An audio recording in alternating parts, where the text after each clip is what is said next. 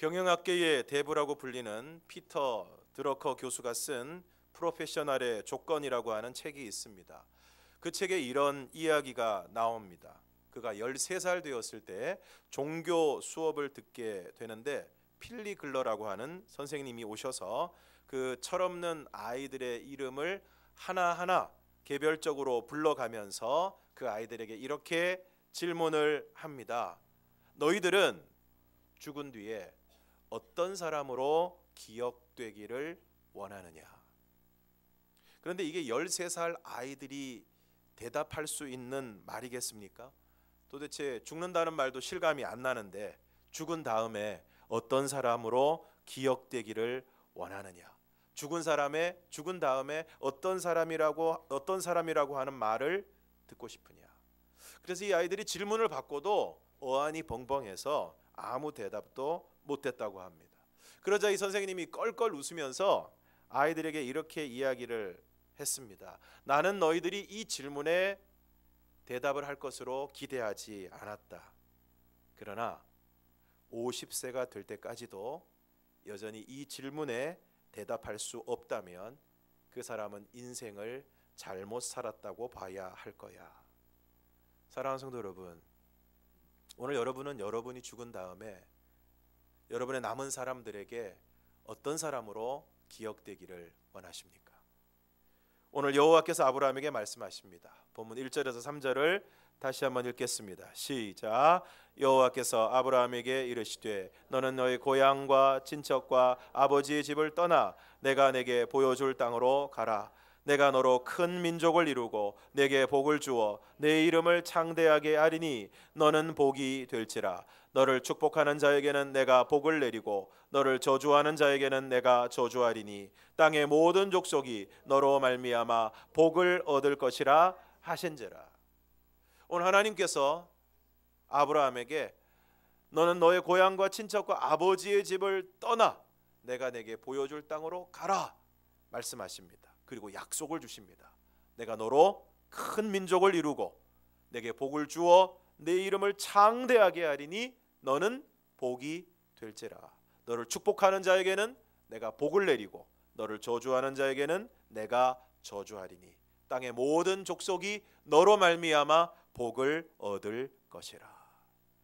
고향과 친척과 아버지의 집을 떠나 내가 내게 보여줄 땅으로 가라고 명령하시고 약속을 주십니다. 큰 민족을 이루고 이름을 창대하게 하고 복이 될 것이다. 그리고 땅의 모든 족속이 너로 말미암아 복을 얻을 것이다. 사랑하는 성도 여러분, 올 한 해 저와 여러분들을 통해서 사람이 많아지기를 바랍니다. 큰 민족까지는 아니어도 오늘 저와 여러분들을 통해서 우리들이 있는 모든 자리들마다, 우리들이 속해 있는 모든 곳마다 사람들이 많아지는 은혜가 있기를 주님의 이름으로 축원합니다. 여러분의 가정에 사람이 많아지기를 바라고, 여러분의 일터에 사람이 많아지기를 바라고, 가게 하시는 분들에게는 손님도 많아지고 일하는 사람도 많아지기를 축원합니다. 우리 교회도, 교회 학교도 사람들이 많아지기를 바라고, 우리 동네에도 사람이 많아지기를 바랍니다.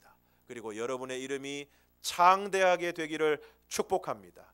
지금 인터넷 검색창에 여러분의 이름을 넣으면 나와 이름이 같은 다른 사람이 나오지만 올 연말쯤에는 여러분의 이름도 검색되기를 바랍니다. 그리고 실시간 검색 순위에 여러분의 이름이 뜨지는 않더라도 여러분의 이름이 정말 의미 있고 누군가에게 떠올려지게 될 때 감사한 이름으로 많은 사람들에게 기억되고 남게 되기를 바랍니다. 마지막으로 여러분들을 통해서 많은 사람들이 복을 받게 되기를 바랍니다. 많은 사람들이 여러분들을 통해서 위로를 얻고 도움을 받고 기댈 만한 어깨가 되고 어떤 모습으로든 여러분들을 통해서 복을 받는 은혜가 있기를 주님의 이름으로 축원합니다. 그런데 이처럼 아브라함이 큰 민족을 이루고 이름이 창대하게 되고 복이 되고 땅의 모든 족속이 아브라함으로 말미암아 복을 얻기 위해서는 어떻게 해야 되겠습니까? 이렇게 되기 위해서는 너의 고향과 친척과 아버지의 집을 떠나 내가 내게 보여줄 땅으로 가라 하시는 여호와의 말씀에 순종해야 하는 것입니다. 하나님의 법은 어렵지 않습니다. 여호와의 명령에 말씀에 순종하면 하나님은 약속하신 복을 반드시 주시는 줄 믿습니다. 순종하는 자에게 복을 주십니다. 그래서 아브라함이 어떻게 합니까? 4절과 5절을 함께 읽겠습니다. 시작. 이에 아브라함이 여호와의 말씀을 따라갔고 롯도 그와 함께 갔으며 아브라함이 아란을 떠날 때에 75세였더라. 아브라함이 그의 아내 사레와 조카 롯과 하란에서 모은 모든 소유와 얻은 사람들을 이끌고 가나안 땅으로 가려고 떠나서 마침내 가나안 땅에 들어갔더라. 오늘 7절 말씀, 오늘 4절 말씀에 아주 중요한 말씀이 있습니다. 아브라함이 무엇을 따라갔습니까? 여호와의 말씀을 따라갔습니다.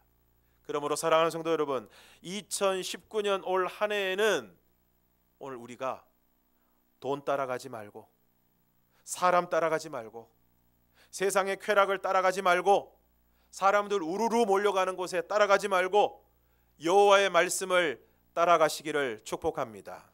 아브라함이 위대한 믿음의 사람이 되고 믿음의 조상이 되고 많은 사람들이 복을 받게 하는, 많은 사람들이 구원을 얻게 하는 복의 통로가 된 것은, 복의 대명사가 된 것은 바로 여호와의 말씀을 따라갔기 때문입니다.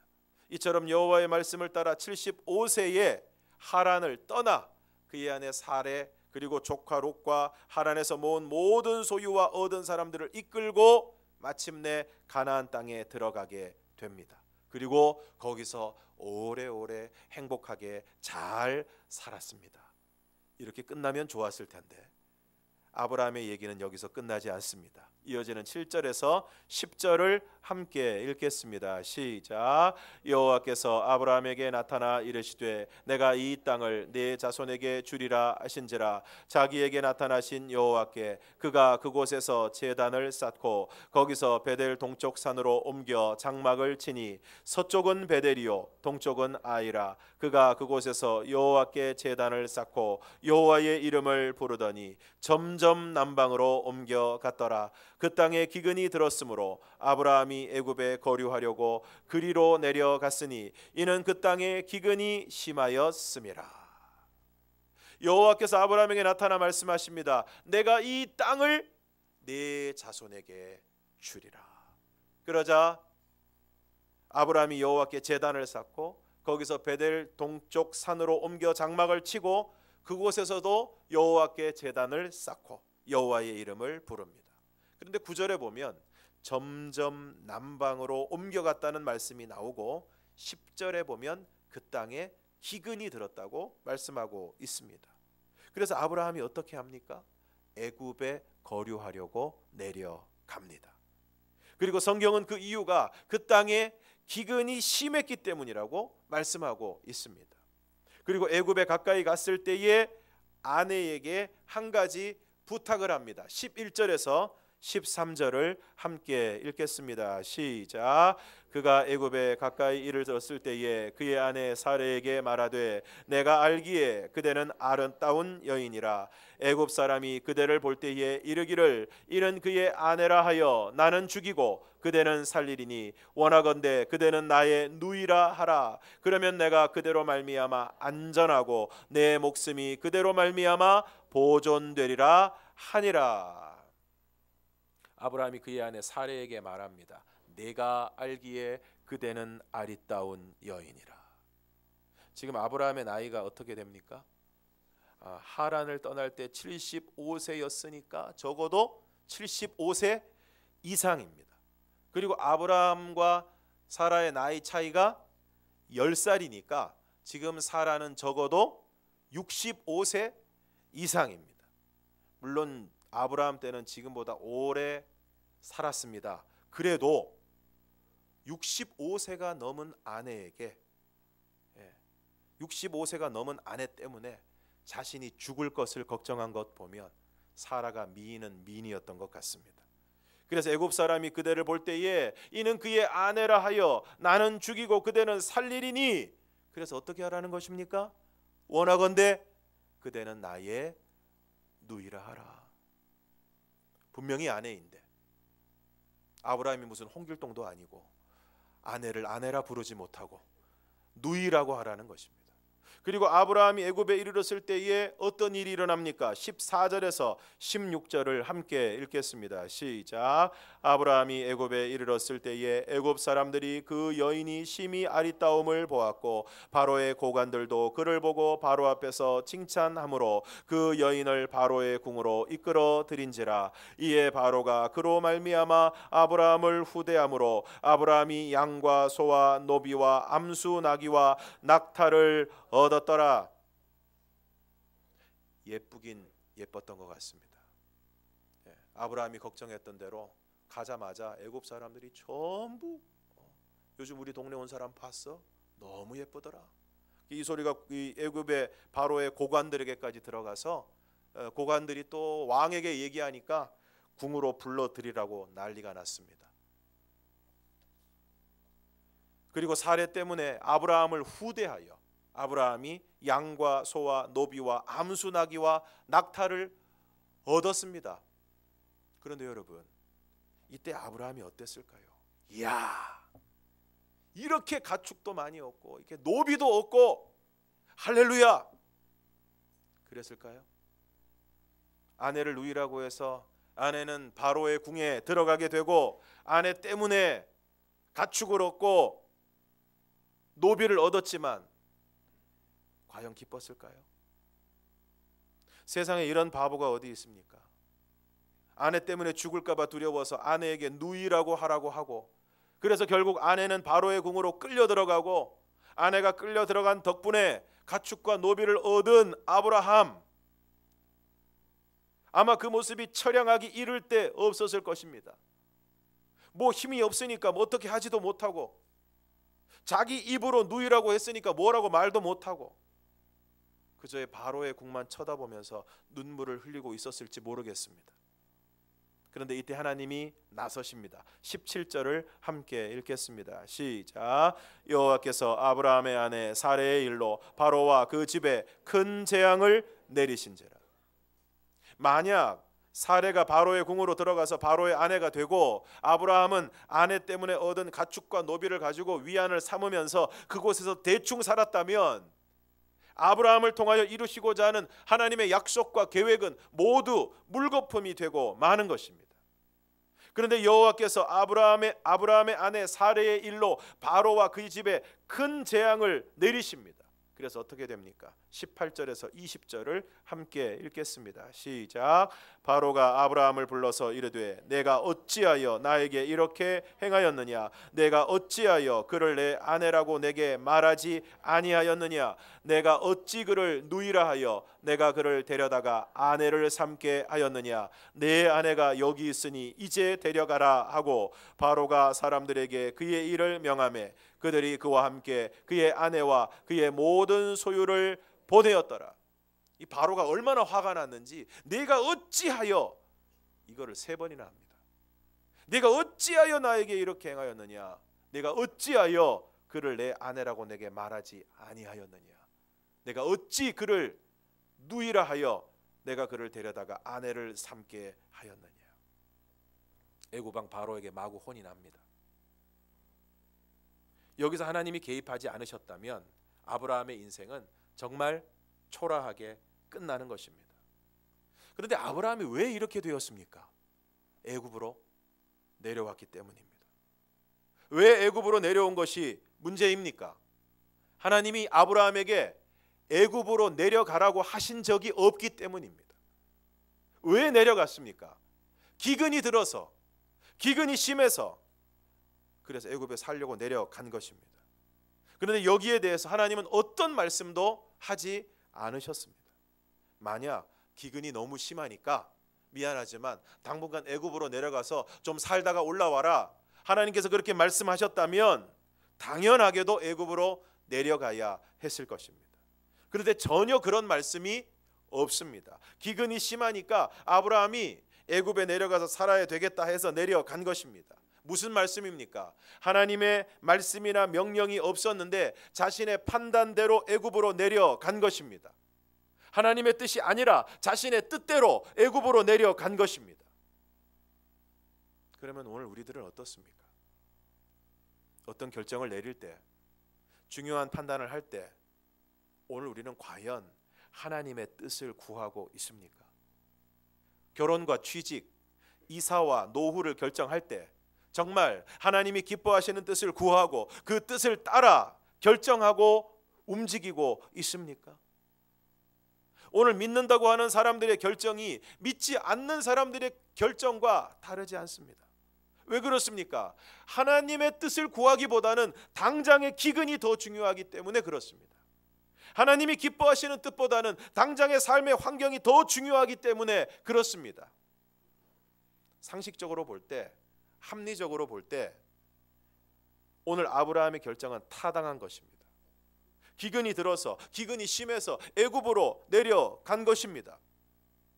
그런데 그곳에 내려가서 아내를 누이라고 거짓말을 합니다. 그리고 그 거짓말 때문에 아내가 바로의 궁으로 들어가고, 그런데도 말 한마디 못합니다. 아내 때문에 가축과 노비를 얻었지만 애굽으로 내려간 아브라함은 전혀 행복하지 않았습니다. 왜 그랬을까요? 그것이 하나님의 뜻이 아니었기 때문입니다.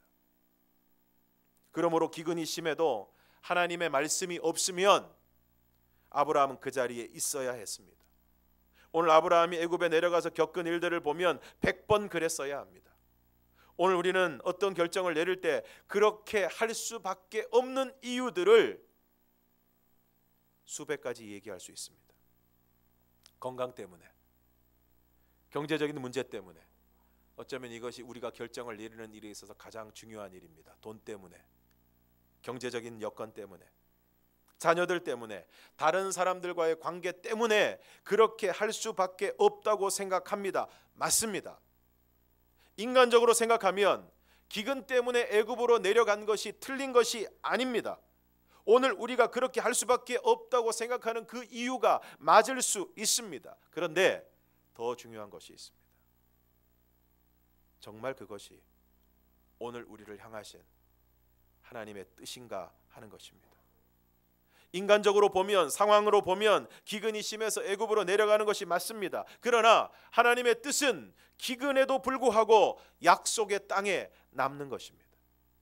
그런데 하나님의 뜻을 묻지 않고 기근이라는 상황만 보고 애굽으로 내려가는 인간적인 결정을 했을 때 아브라함은 엄청난 삶의 위기에 직면하게 되었고, 자칫 하나님의 개입하심이 없었다면 아내를 잃고 그의 인생이 풍비박산이 났을지 모릅니다. 그러므로 오늘 우리도 어떤 결정을 내릴 때 상황만 보면 안 됩니다. 기근만 보면 안 됩니다. 상황만 보고 결정하면 정말 중요한 것을 잃어버리고 오늘 우리를 향한 하나님의 계획과 약속이 물거품이 될지도 모릅니다. 나는 하나님의 계획, 그리고 나를 향한 하나님의 뜻 별로 중요하지 않고 상황에 따라서, 내 여건 따라서 지금의 삶을 유지하고 적당히 살아가면 되겠습니다 하시는 분은 오늘 말씀이 별로 중요하지 않습니다. 오늘 우리 주위에는 그렇게 살아가는 사람들이 많이 있습니다. 믿는다고 하면서도 정말 중요한 결정의 순간에 상황만 보고 인간적인 결정을 내리는 것입니다. 그러면 그 결정이 정말 그 사람을 행복하게 하는 것입니까? 그 결정으로 인해서 그렇게 살아가는 삶에 여러분 정말 은혜와 기쁨이 충만한 삶을 살아가고 계십니까? 그러므로 우리는 모든 순간마다, 모든 일마다, 특별히 삶의 중요한 결정을 내릴 때 하나님의 뜻을 물어야 합니다. 지난 주간 성경 통독 사경회 때 사무엘 상과 사무엘 하의 말씀을 읽었습니다. 그리고 특별히 다윗의 삶을 집중적으로 조명해 보았는데, 다윗이 밧세바와 범죄하기 이전에 하나님과의 관계가 바르게 되었을 때는 모든 일에 하나님께 묻습니다. 아무리 급해도 먼저 하나님의 뜻을 묻습니다. 때로는 이런 것까지 하나님께 물어야 되나 할 정도로 시시콜콜한 것까지 하나님께 묻고 하나님의 분명한 답을 듣고 행동합니다. 전쟁을 앞두고 우리가 올라가리이까 말리이까, 그리고 하나님이 올라가라고 하면 다른 사람들이 다 안 된다고 해도 올라가는 것입니다. 반대로 자신을 잡아 죽이기 위해 10년 이상을 쫓아다닌 사울 왕을 죽일 수 있는 절호의 기회가 왔음에도 불구하고 여호와의 기름 부음 받은 자에게 손을 대는 것은 하나님이 기뻐하시는 일이 아니다 라고 해서 옷자락만 베고 살려서 보냅니다. 이처럼 다윗이 모든 일에 하나님의 뜻을 묻고 그 뜻에 순종했을 때 다윗이 어디로 가든지 하나님이 이기게 하셨습니다. 아브라함 역시 갈대아 우르를 떠나 하나님이 말씀하신 땅으로 간 것을 비롯하여 하나님의 뜻에 순종했을 때 하나님께서 그 길을 형통하게 하시고 그의 삶에 은혜를 부어주셨습니다. 반대로 아브라함이 하나님의 약속을 신뢰하지 못하고 인간적인 선택을 할 때에는 여지없이 어려움에 직면하게 하십니다. 그리고 이러한 모든 과정을 통해서 아브라함을 순종의 사람으로 만들어 가십니다. 그리하여 마침내 창세기 22장에서 아브라함은 놀라운 일을 행하게 됩니다. 22장 1절과 2절을 함께 읽겠습니다. 시작. 그 일 후에 아브라함을 시험하시려고 그를 부르시되 아브라함아 하시니 그가 이르되 내가 여기 있나이다. 여호와께서 이르시되 내 아들 내 사랑하는 독자 이삭을 데리고 모리아 땅으로 가서 내가 내게 일러준 한 산 거기서 그를 번제로 드리라. 여러분, 이삭이 누구입니까? 아브라함이 100세에 낳은 하나밖에 없는 아들입니다. 그래서 하나님께서 말씀하실 때 네 아들 내 사랑하는 독자 이삭이라고 말씀하십니다. 그런데 그런 아들을 데리고 모리아 땅으로 가서 내가 내게 일러준 한 산 거기서 그를 번제로 드리라는 것입니다. 번제가 무엇입니까? 다 태워서 드리는 제사입니다. 여러분 같으면 어떻게 하시겠습니까? 아니, 하나님 갑자기 어떻게 되신 거 아닙니까? 아니, 정말 하나님 맞으십니까? 이삭을 바치라니요. 제가 이 아이를 얼마나 사랑하시는지 아시지 않습니까? 이삭이 저에게 얼마나 소중한 존재인지 아시지 않습니까? 아니, 그렇게 어렵게 100세에 아들을 주시고 이삭을 주시고, 아니 이렇게 달라고 할 거면 아예 주지를 말지 왜 줬다가 뺏어 가십니까? 그런데 아브라함이 어떻게 합니까? 22장 3절을 함께 읽겠습니다. 시작. 아브라함이 아침에 일찍이 일어나 나귀의 안장을 지우고 두 종과 그 아들 이삭을 데리고 번제에 쓸 나무를 쪼개어 가지고 떠나 하나님이 자기에게 일러 주신 곳으로 가더니.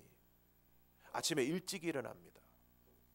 나귀의 안장을 지우고 두 종과 이삭을 데리고 나무를 쪼개 가지고 하나님이 일러 주신 곳으로 갑니다. 뭘 말씀하고 있습니까? 결심이 선 것입니다. 아브라함은 주저하지 않았습니다. 아침에 늦게 일어나지 않았습니다. 일찍 일어났습니다. 준비를 했습니다. 출발했습니다. 어떻게 이렇게 할 수 있었을까요? 그동안의 순종과 불순종을 거듭하는 삶 가운데 하나님의 뜻에 순종하는 것이 진정한 복이라는 것을 깊이 깨달았기 때문입니다. 달리 말하면 하나님이 이렇게 하시는 데에는 분명히 하나님의 선하신 뜻이 있다는 것을 틀림없이 믿었기 때문입니다. 그래서 지금까지 나와 함께 하신 하나님에 대한 인격적인 믿음이 있었기 때문입니다. 하나님을 믿었기 때문에 하나님이 하신 말씀을 신뢰했고, 그래서 그 말씀에 대한 전적인 순종이 가능했던 것입니다. 오늘 여러분의 순종은 어떻습니까?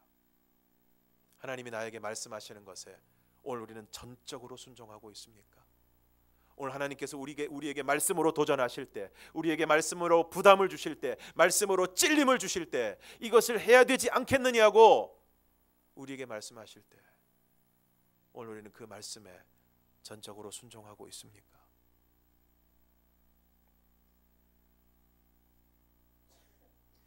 그래서 아이를 바치라는 하나님의 명령에 아브라함은 일찍이 일어나 아이를 데리고 산에 올라가는 순종을 하게 됩니다. 그리고 마침내 칼을 잡고 아들을 잡으려고 했을 때 여호와의 사자가 다급하게 아브라함을 부르고 이렇게 말씀하십니다. 22장 12절을 함께 읽겠습니다. 시작. 사자가 이르시되 그 아이에게 내 손을 대지 말라. 아이에게 아무 일도 하지 말라. 내가 내 아들 내 독자까지도 내게 아끼지 아니하였으니 내가 이제야 내가 하나님을 경외하는 줄을 아노라. 오늘 하나님께서 뭐라고 말씀하고 있습니까? 내가 내 아들 내 독자까지도 내게 아끼지 아니하였으니 내가 이제야 내가 하나님을 경외하는 줄을 아노라. 만약 오늘 저와 여러분이 똑같은 상황에서 하나님 앞에 선다면 하나님이 뭐라고 말씀하실까요? 과연 오늘 저와 여러분을 하나님께서 너는 정말 나를 경외하는 자다, 그렇게 말씀하시겠습니까? 아니면 아직도 너 왔다 갔다 하는구나, 이랬다 저랬다 하는구나, 순종했다 불순종했다, 기분 좋으면 순종했다, 기분 나쁘면 불순종했다, 형편되면 순종했다, 형편이 어려우면 에라 모르겠다 불순종하는 그런 삶을 살아가고 있구나, 믿음의 줄타기를 하고 있구나, 작년에도 그랬는데 올해도 그럴 거냐, 그러시겠습니까? 사랑하는 성도 여러분, 오늘 여러분의 이삭은 누구입니까? 무엇입니까? 여러분의 이삭을 하나님 앞에 드릴 때 하나님이 말씀하십니다. 내가 이제야 내가 하나님을 경외하는 줄을 아노라. 사랑하는 성도 여러분, 오늘 여러분의 삶에 하나님께 순종함으로 하나님이 여러분의 삶 가운데 역사하시는 역사가 있습니까?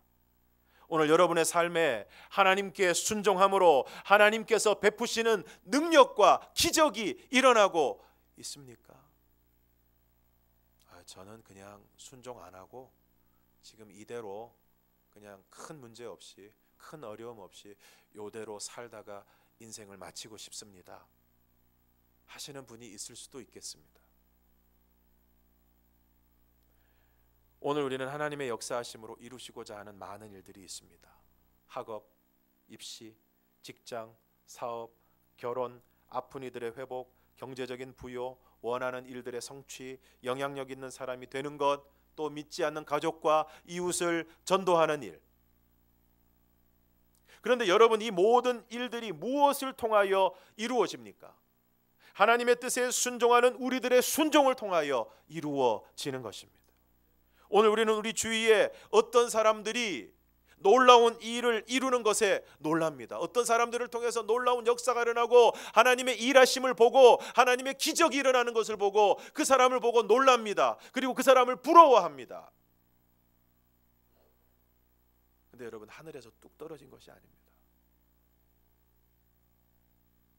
그 사람이 유별난 사람이 아닙니다. 정말 자고 일어났더니 스타가 되었을까요? 모든 삶의 순간들마다 하나님께 순종한 그 순종들이 모여서 어느 날 하나님의 놀라운 역사를 이루게 된 것입니다.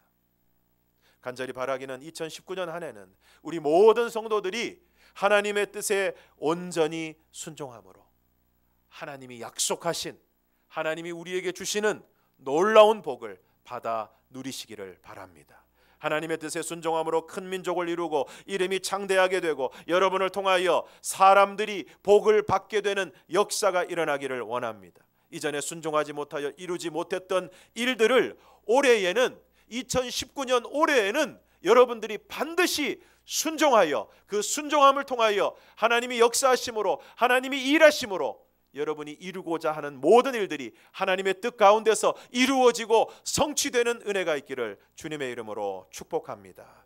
그래서 올해에는 적당히 순종하고 적당히 유지하는 삶, 그래서 올해도 별일 없이 잘 지나는 삶이 아니라 온전히 순종함으로 순종하는 자에게 주시는 하나님의 복을 마음껏 받아 누리고 하나님의 뜻에 순종함으로 하나님이 주시는 놀라운 기적과 역사가 여러분의 삶 가운데 가득하게 되기를 주님의 이름으로 축원합니다. 특별히 여러분의 이삭을 하나님께 드림으로. 이삭이 뭡니까? 다 드려도 요거는 못 드리겠다. 그게 이삭입니다. 내가 다른 건 다 해도 이것만큼은 순종 못하겠습니다. 그게 이삭입니다. 그 이삭을 드림으로 내가 이제야 하나님을 경외하는 줄 아노라. 하나님의 인정과 칭찬을 받는 저와 여러분이 되기를 주님의 이름으로 축원합니다. 기도하겠습니다.